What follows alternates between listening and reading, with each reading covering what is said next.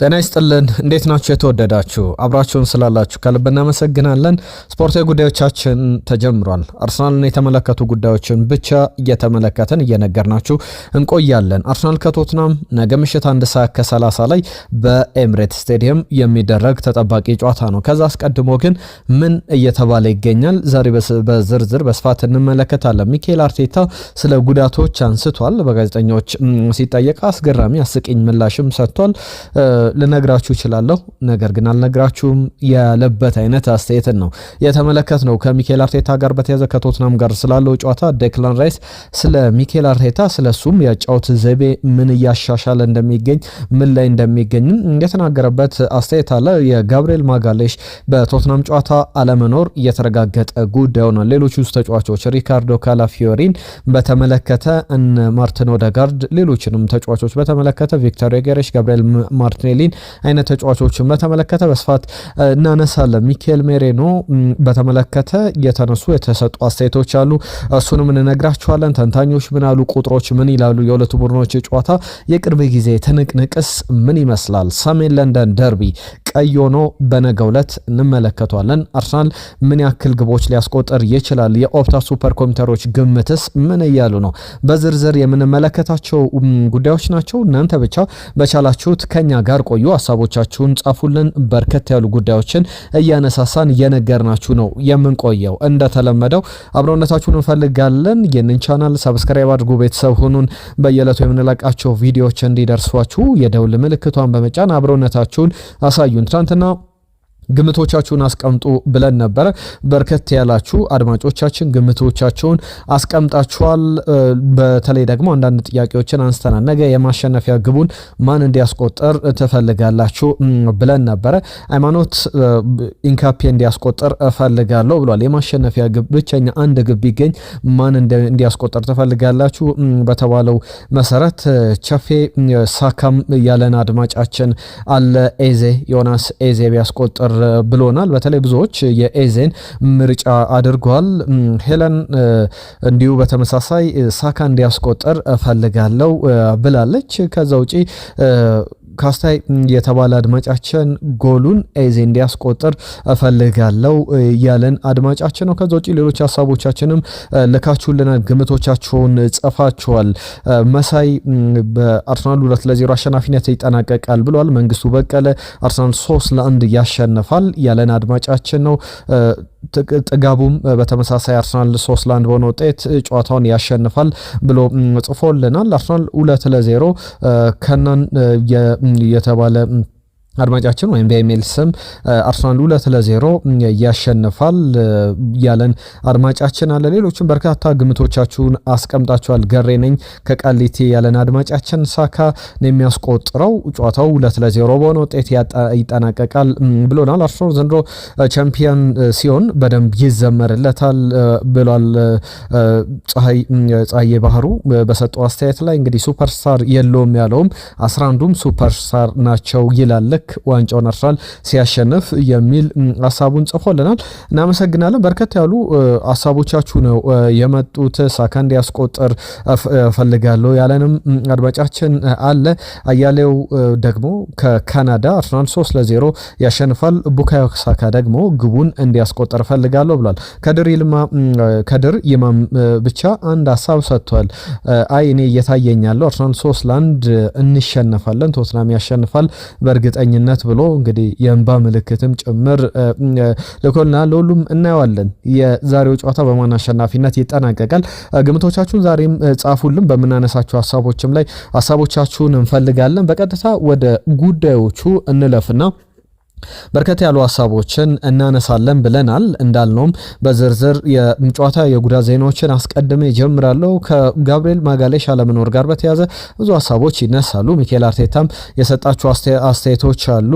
በተለይ ሚኬል አርቴታ የዚህ እንደ ታክቲክን ተገማች ላለመሆን ከሚያደርጋቸው ጥረቶች መካከል የተጫዋቾችን ጉዳት በእርግጥ ፍርጥርጥ አድርጎ አይናገርም።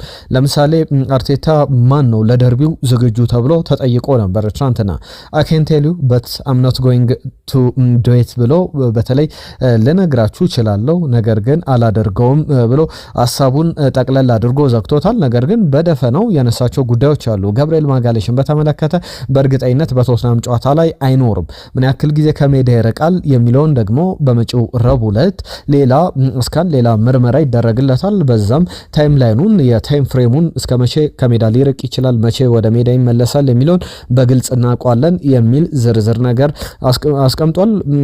መሪያችን ነው የቡድኑ በተለይ ባክላይን ላይ መሪ ነው። ስለዚህ እሱን አለመያዝ ለኛ ይጎዳናል፣ እንደ ፖዚቲቭ ነገር እንደ ጥሩ ነገር መቼም ቢሆን አልመለከተውም ብሏል። ነገር ግን እንደተባለው ነው ጥሩ ኦፕሽኖች አማራጮች አሉት አርሰናልና በዛም እንቀጥላለን፣ ጥሩ ነገር ማድረግ የሚችሉ ተጫዋቾች አሉ ብሏል። ሪካርዶ ካላፊዮሪን በተመለከተ አቬለብል አይደለም በኢንተርናሽናል ብሬኩ ወቅት ላይ እንደምታስታውሱት ሚኬል አርቴታም እንዳልነበረ አንስቷል። በጣሊያን ብሔራዊ ቡድን ጨዋታዎች ላይ አልተመለከትነውም። ነገር ግን ከሚኬል አርቴታ ጋር በተያዘ ያነሳቸው ጉዳዮች አሉ። ትንንሽ መጠነኛ ልምዶችን ሰርቷል። እሱን ወደዚህ አምጥተን ክትትል ለማድረግ ሞክረናል። ከጣሊያን ብሔራዊ ቡድን ቆይታው በኋላ እስካሁን ልምምድ አልሰራም። ነገ ልምምድ የሚሰራ ከሆነ እስቲ የምንመለከተው ይሆናል ብሏል። ትናንትና የሰጠው አስተያየት ነበረ። ከሚኬል አርቴታ ጋር በተያዘ ማርቲን ኦዴጋርድ፣ ኖኒ ማዱዌኬ፣ ካይ ሃቨርትዝ፣ ገብርኤል ማርቲኔሊ፣ ቪክተር ዮኬሬሽን ወይም ለጨዋታው ዝግጁነት በተመለከተ በኢንተርናሽናል ብሬክ ወቅት ላይ እነዚህን ተጫዋቾች ለማድረስ ከሜዲካል ስታፉ ጋር በጣም ብዙ ጥረቶችን ስናደርግ ነበረ። የሚቻሉ ተጫዋቾች የሚኖሩ ካሉ ነገ በሚኖረን ልምድ ላይ እናይና ለጨዋታው እንወስናለን ብሏል። በእርግጥ ማን እንደሚሰለፍ ማን እንዳገገመ ሚኬል አርቴታ ሳያውቀው ቀርቶ አይደለም። ለምሳሌ ኖኒ ማዱዌኬ የሰንደርላንዱ ጨዋታ እንኳን ከኢንተርናሽናል ብሬክ በፊት ሊገባ ሊሰለፍ ይችላል ተብሎ ሲነገር ነበር። መጨረሻም ሪስክ ላለመውሰድ የቀረ ተጫዋች ነበረ። በወቅቱ በደንብ ሲዘገብ እንደነበረ እናስታውሳለን። በብዙ መንገድ የተነሳ ሀሳብ ነው ከሚኬል አርቴታ ጋር በተያዘ የጉዳት ዜናዎችን ሁል ጊዜ ደበቅበቅ አድርጎ ግልጽ ላለማድረግ የሚሄድበት ርቀት አለ። የታክቲካል አቀራረብን ተገማች ካለማድረግ አንጻር ነው። ለምሳሌ ሪካርዶ ካላፊዮሪና ሉዊስ ስኬሊ በሚሰለፉበት ጊዜ በሁለቱም ተጫዋቾች የተለየ አቀራረብ ይዞ የተለየ አማራጮችን እንደሚከተል ይታወቃል። ለዛም ነው ነገሮችን ለመደበቅ ይፋ ላለማውጣት የሞከረውና በዝርዝር የሚነሳ ጉዳይ ነው። ከአርሰናል ጋር በተያያዘ ሚኬል አርቴታ ቡካዮ ሳካን በተመለከተ የሰጠው አስተያየት አለ። ከሰሞኑ እኛ አዲሱን ለመፈረም እስከ 2030 ድረስ ኮንትራቱን ለመፈረም በጣም ተቃርቧል ስንል ነበር። ሚኬል አርቴታም በዛ ሙሉ ለሙሉ የተማመነ ይመስላል። ሌጋሲ ለመተው ትልቅ የሌጀንደሪ ስታተስ እንዲኖረው በክለቡ ይፈልጋል የሚል ባደገበት ክለብ ያንን ማሳካት ይፈልጋል ቡካዮ ሳካ የሚል አስተያየቱን ሰጥቷል። አሁን ያለው ውል የሚጠናቀቀው እስከ 2027 ድረስ ይቆያል። 2024 ላይ ነበረ ውሉን ያራዘመው። ከቡካዮ ሳካ ጋር በተያያዘ እሱ ቡካዮ ሳካ እንግዲህ ቡካዮ ሳካ ብቻ አይደለም ለኔና ለክለቡ ጭምር ቡካዮ ሳካና ወኪሉ ኤሜካ ኦባሴ የሳካ ኤጀንት ነው። ሁለቱም እዚህ ተገኝተው በዚህ በጣም ሄልዚ በሆነው በጣም ጥሩ ግንኙነት ባለን መልኩ መቀጠል እንደሚፈልጉ ተናግሯል። እንግዲህ አሁን ጆርኒው ጉዞው ገና የተጀመረ ነውና በዚህ ክለብ ደግሞ ሌጀንደሪ ስታተስ የሆነ አይነት ትልቅ ሌጋሲን ማስቀመጥ ይፈልጋል እና ያንንም ለመሙላት እድሉ አለው። ያንን ኃላፊነት በደንብ እየተወጣ ይገኛል። አዲስ ኮንትራትን በተመለከተ ግን ያንን በእርግጠኝነት እንደሚፈርም መናገር እችላለሁ ብሏል ሚኬል አርቴታ። ነገር ግን የኮንትራቱን ዲቴል በተመለከተ ክለቡ እንዲሁም ደግሞ አንድሪያ ቤርታ ፊገር አውት እንዲያደርጉት ምን እንደሚያስፈልግ እነሱ የሚወስኑት ነገር ነው በሚል ነገሩን በሙሉ ለነሱ ትቶላቸዋል። በቀጣይም የሚጠበቅ ጉዳይ ነው። ከአርሰናል ጋር በተያዘ ሚኬል አርቴታ ዝርዝር ብዙ ነገሮችን አንስቷል ስለ እያንዳንዱ ተጫዋቾች። ለምሳሌ ማርቲን ዙሜንዲን በተመለከተ ኢምፓክቱ ከመጀመሪያው ቀን ጀምሮ ጥያቄ ውስጥ የሚገባ አይደለም። ያለው ተጽዕኖ በቡድኑ ውጤት ላይ በጣም በየጊዜው በጣም ጥሩ ነገሮችን እያደረገ ይገኛል። ገና በኬሪየሩ እርሊ ላይ የሚገኝ ነው። የኬሪየሩ መጨረሻ ላይ የሚገኝ ተጫዋች አይደለም እና በጣም ኢምፕሬሲቭ የሆነ ተጫዋች ነው።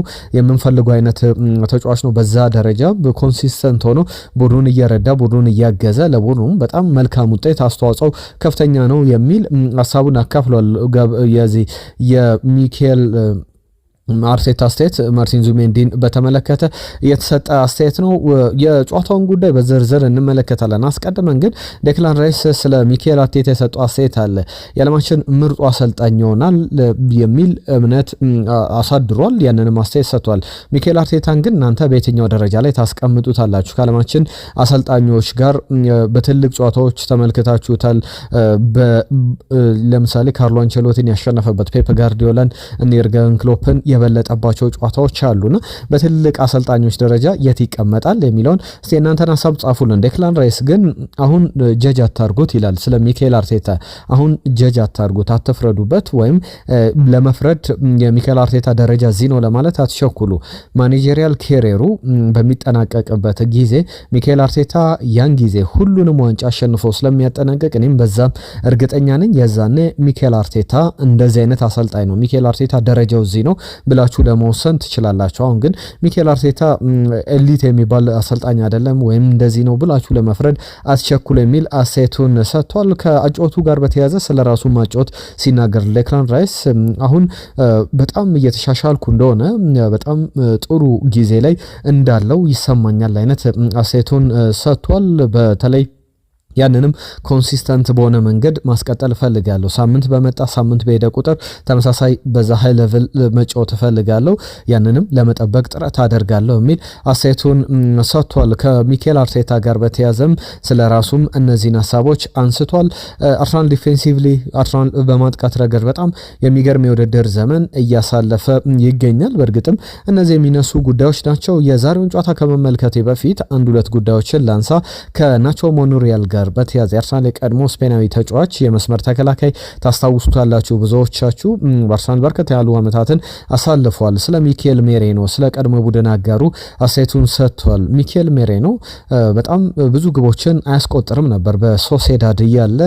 አሁን በአርሰናል ግን በተለየ ሚና እየተጫወተ ብዙ ግቦችን እያስቆጠረ ያለውንም 100% ሙሉ በሙሉ አቅሙን አሟጦ እየተጠቀመ ያለ ተጫዋች ነው። ሁል ጊዜ እየሳቀ ፈገግ ብሎ ለቡድኑ እርዳታ የሚያደርግ በጣም ድንቅ ተጫዋች ነው። ብዙ ግቦችንም እያስቆጠረ ይገኛል ብሏል።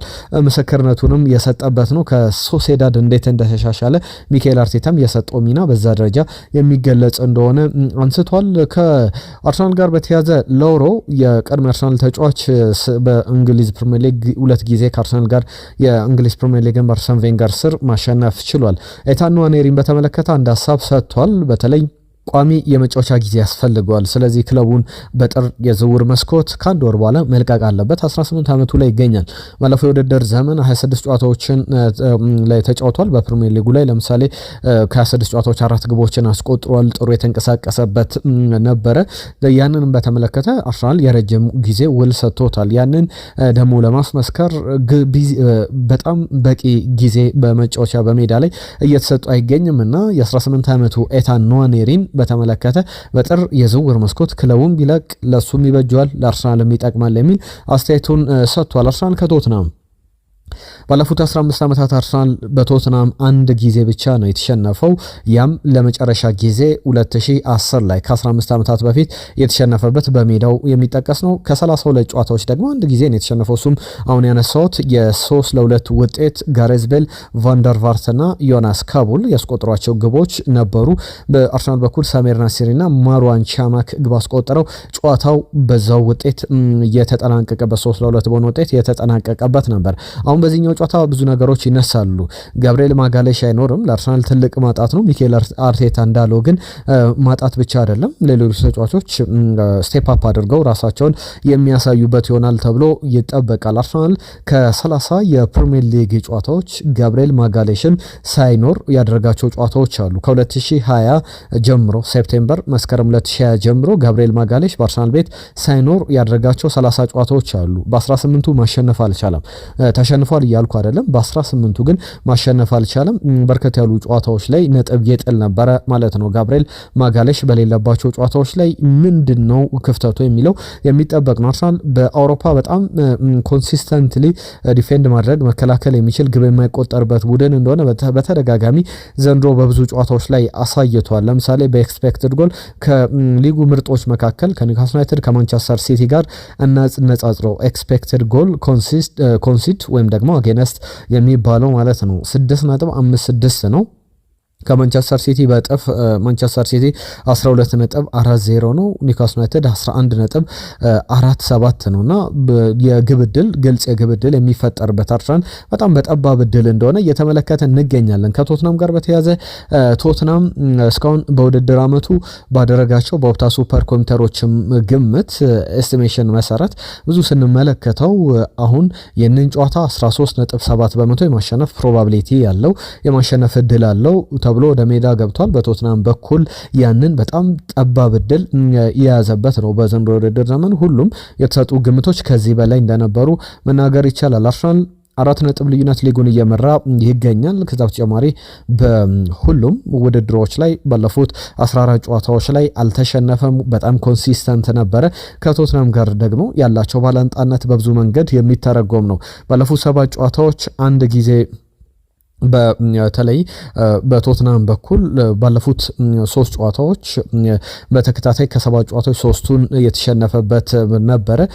በቅርብም ደግሞ ካደረጋቸው 10 ጨዋታዎች 3ቱን ብቻ ነው ማሸነፍ የቻለውና በጣም በፐርፎርማንስ ደረጃ በጣም እየተቸገረበት ያለው ጊዜ ላይ ጠንካራውን አርሰናል ይገጥማል። አርሰናል 69 በመቶ ጨዋታውን የማሸነፍ ቅድሚያ ግምት የተሰጠው ቡድን ነው። ቶትናም ቅድም እንዳልኩት 13.7 በመቶ ጨዋታውን የማሸነፍ እድል ቅድሚያ ግምት ተሰጥቶታል። የፊክስቸር በጣም ብዙ ግቦች የሚቆጠሩበት ነው። ከአርሰናል ጋር በተያዘ ደግሞ ያለፉትን ተከታታይ ጨዋታዎች ከ6ቱ በ5ቱ ማሸነፍ ችሏል ከቶትናም ጋር ባደረገው ጨዋታ። ከዛ ውጪ ተከታታይ 3ቱን ጨዋታዎች ደግሞ ያሸነፈበት ነበር። በተከታታይ 3 ለመጨረሻ ጊዜ ቶትናምን ሌት 1980ዎቹ ላይ ነበር በጎርጎሮሳውያኑ አቆጣጠር 5 ጨዋታዎችን በተከታታይ ማሸነፍ የቻለው። ወደዛ ቁጥር በነገው ዕለት አሸንፎ ደግሞ ይገሰግሳል። ተጨማሪ ቁጥሮችን ያስመዘግባል ተብሎ ይጠበቃል። የጨዋታው ግምትን አስቀምጡ። አንዳንዶች ትናንትናም የጻፋችሁልን አላችሁ፣ ነገም በስፋት እናነሳዋለን። ከአርሰናል ጋር በተያዘ በተለይ ከቶትናም ጋር ቀደም አንስቼዋለሁ 3-2 በሆነ ውጤት ኖቬምበር 2010 ላይ የተሸነፈበት ጨዋታ ለመጨረሻ ጊዜ በሜዳው ኤምሬትስ ላይ በደርቢ ጨዋታ በሰሜን ለንደን ጨዋታ የተሸነፈበት ነበረ። በሜዳው ብዙ ግቦችን ያስቆጠረበት ቡድን በቅርብ ጊዜያት ላይ ቶትናም ነው። በ26 ጨዋታዎች በተከታታይ ቶትናምን በሜዳው በኤምሬትስ ገጥሞ ግብ አስቆጥሯልና ሌላ በጣም የሚገርም ቁጥር ያስመዘገበበት ነበረ። ከነዚህ 26 ተከታታይ ጨዋታዎች ደግሞ የመጨረሻ 8ቱ 2 እና ከዛ በላይ ግቦችን ያስቆጠረበት ነውና አሁን ተጨማሪ 2 ግቦችን አስቆጥሮ ማሸነፍ የሚችል ከሆነ አርሰናል ሌላ አዲስ ክብረ ወሰን ከሌስተር ጋር መጋራት ይችላል። ሌስተርን 1997 እስከ 2016 በነበሩ ጨዋታዎች በተከታታይ ከ2 በላይ ግቦችን እያስቆጠረ በሜዳው ሌስተር ሲቲን አሸንፎ ነበረ። ከአርሰናል ጋር በተያያዘ ቤተር ሳይድ ነው የተሻለው ቡድን የተሻለ አቅም ላይ አንደርዶጉ ደግሞ ቶትናም ሆትስፐር ነው። ቅድሚያ ግምት የሚሰጠው ለአርሰናል ነው። በአርሰናል በኩል ቁጥሮቹም ያንን በደንብ የሚያሳዩ ነው። በቶትናም በኩል ያንን በደንብ ሞቲቬት ለማድረግ ይጠቀሙበታል ተብሎ ይጠበቃል። ጨዋታውን ከቶማስ ፍራንክ ጋር በተያዘ በ3 ተከላካዮች ምናልባት በተለያየ ጊዜ በብሬንትፎርድ ከአርሰናል ጋር ሲጮቱ 3 ተከላካዮችን ይዘው ወደ ሜዳ ገብተው ያውቃሉ። አሁንም ያንን ሊጠቀሙ ይችላሉ። የጋብሪኤል መኖርና ለመኖር በብዙ መንገድ ብዙ ነገሮችን ይቀይራል። በጣም በመከላከል በማጥቃት ረገድ የራሱን ፌር ሼር መውሰድ የሚችል ተጫዋች ነው። በያዝ ነው የውድድር ዘመን ላይ በጣም ብዙ ነገሮችን አሻሽሏል። የስኳድ ደብዙ በአርሰናል በኩል በጣም የሚገርም ነው። ጋብሪኤል ባይኖር በጣም ይቸገራል የምንለው ቡድን ባይሆንም ክፍተቶች ሊኖሩ ይችላሉ። ከጋብሪኤል ጋር በተያያዘ ለምሳሌ ከባለፈው የውድድር ዘመን ጀምሮ አርሰናል ጋብሪኤል ማጋሌሽ ባለበት ጨዋታ ላይ 61.5 በመቶ ጨዋታዎችን አሸንፏል። ጋብሪኤል ማጋሌሽ በሌለበት ጨዋታዎች ላይ ግን ያሸነፋቸው የጨዋታ ቁጥሮች ወደ 40.0 በመቶ ወደ 40 በመቶ ቁጥሩ ዝቅ ይላል ጋብሪኤል በማይኖርባቸው ጨዋታዎች ላይ። ከዛ ውጪ ግብ የሚያስቆጥርበት መጠንም ተመሳሳይ ነው ማለት ይቻላል። ጋብሪኤል ሲጫወት ግን 1.8 ግቦችን በጨዋታ ያስቆጥራል። ጋብሪኤል በሌለባቸው ጨዋታዎች ላይ 1.7 በመጠኑም ቢሆን ቁጥሩ ያንሳል። ግብ የሚቆጠርበት መጠን ስንመለከት አርሰናል 43 በመቶ የተጨማሪ ግቦችን ያስተናግዳል ጋብሪኤል በሌለባቸው ጨዋታዎች። ያ ማለት በጨዋታ 0.7 ግቦች ነው ጋብሪኤል እያለ የሚቆጠርበት። ጋብሪኤል ከሌለ ደግሞ ወደ 1 ወደ 1 በመቶ ቁጥሩ ከፍ ይላል። ያንንም በብዙ መንገድ መመልከት ይቻላል። በዚህ ጨዋታ ላይ ግን ቶትናም እንግዲህ ለአርሰናል ገድ ሊሆን ይችላል። በራሱ ላይ ግብ በማስቆጠር ተደጋጋሚ ታሪክ ያለው ቡድን ነው። ከአርሰናል ጋርም ባለው ጨዋታ ለምሳሌ በፕሪሚየር ሊግ ከኦገስት 2023 ጀምሮ ቁጥሮችን ስንመለከት ቶትናም ብዙ ኦንጎሎች ያሉት ቡድን ነው። 7 ግቦችን አስቆጥሯል በራሱ ላይ። እነ ፉላምም ዌስትሃም ዩናይትድም ይጠቀሳሉ። ወልቭስ በርንሌይ 6 ግቦችን በራሳቸው ላይ አስቆጥሯል። ምናልባት ያንን ልንመለከት እንችላለን። በጣም ሻርፕ የሆነው ተጫዋች በአርሰናል በኩል ሊያንድሮ ትሮሳር ነው። ትሮሳርድን በተመለከተ በጣም ጥሩ ጊዜ ላይ ይገኛል።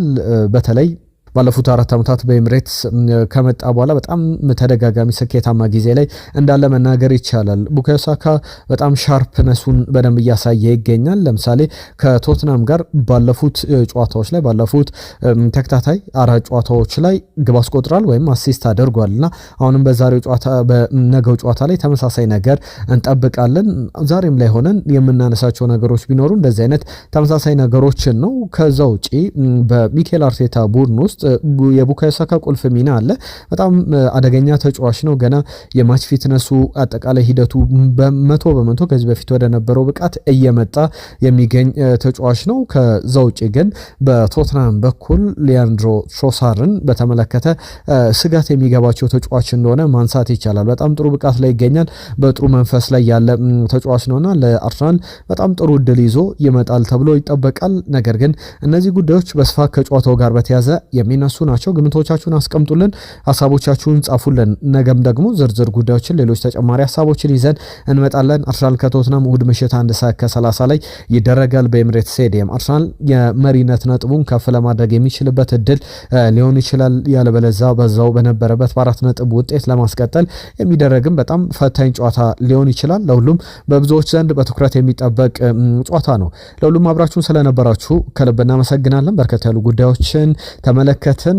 ከአርሰናል ጋር በተያዘ የተለያዩ ጉዳዮችን ይዘን በድጋሚ እንመለሳለን። አብሮነታችሁን አሳዩን፣ ኮሜንቶቻችሁን ጻፉልን፣ ይህንን ቪዲዮ ሼር አድርጉ፣ አጋሩልን፣ ሰብስክራይብ ያደርጋችሁ ቤተሰብ መሆናችሁንም አሳዩን። ለዛሬ ግን እዚህ ላይ እናጠናቀቃለን። ጤና ይስጥልን።